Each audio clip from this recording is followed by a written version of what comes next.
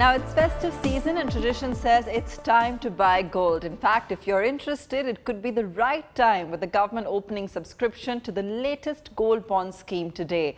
But with other options available, is it really the best fit for you? Let's take a closer look.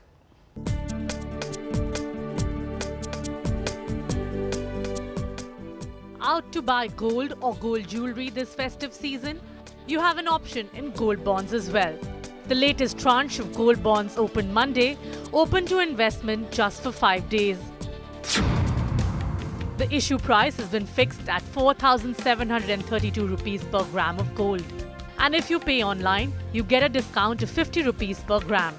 The interest rate on these bonds is 2.5% payable every 6 months. You can buy any quantity from 1 gram to 4 kilos. The tenure is 8 years with an option to exit after 5 years. There will be no capital gains tax if the bonds are held for the entire 8-year period. The annual interest, however, will be taxed. You can buy these bonds from banks, NSE, BSE, SHCIL, CCIL and designated post offices. The bonds can be bought and sold in secondary markets.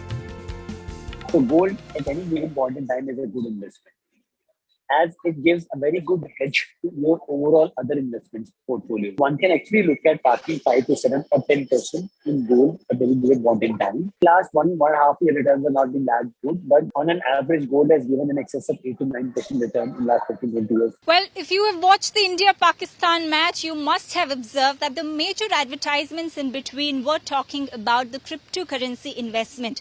And why not? Because it strikes this big debate that what is a better investment option? Is it the stock market investment? Is it this new age cryptocurrency investment? Or is it the old age investment into gold, especially during a time like Diwali, where it has been a conventional norm to invest in gold?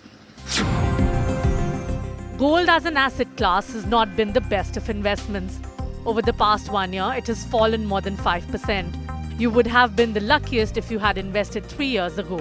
Compounded returns over 5 years are around 7% and over 10 years at just 0.5%.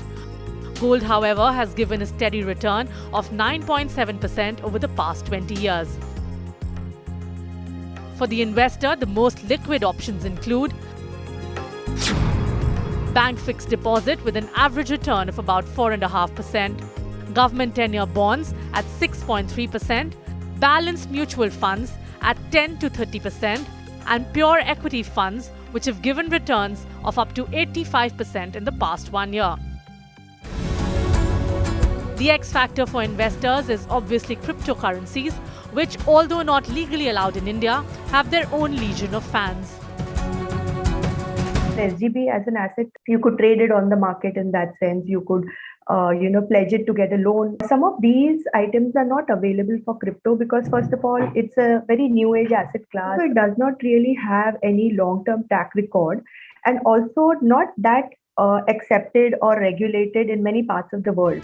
Analysts, meanwhile, are suggesting interested investors buy the gold bonds in installments to spread the price risk. Also, with stock markets at unprecedented highs, more and more analysts are recommending hedging the bets by increasing the portfolio allocation in gold. Bureau Report, Business Today Television. Reliance Jio is finally set to launch the much-anticipated Jio Phone Next this Diwali. The handset, developed with Google, was to be launched on Ganesh Chaturthi last month. The company has revealed some features of the pocket-friendly phone, which will run on Android-based Pragati OS. Some of the key features include a smart camera, which supports various photography modes and is preloaded with filters of emotions and Indian festivities. Pragati OS will ensure optimum performance while ensuring long battery life. To enhance the user experience, voice assistant, read aloud and translate features have been offered in the device.